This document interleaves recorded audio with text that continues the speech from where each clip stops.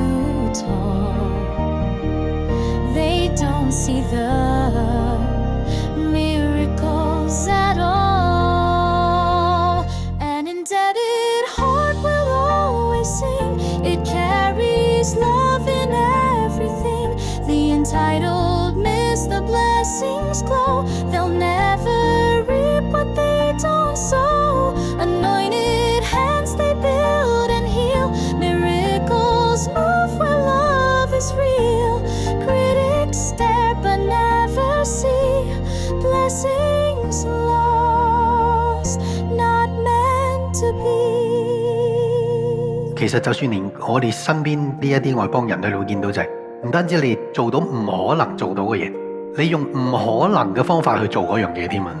不可能被超越嗰個係唔單止係你做咗出嚟嘅祭品，你用嘅態度根本就唔可能一樣，用咁嘅態度一齊去相處，一齊去付出，並且仲要係你做緊嘅時候呢，你都常以為虧欠嘅方式，欠咗牧師嘅方式去做，就係因為愛啊！弟兄姊妹愛佢嘅牧師。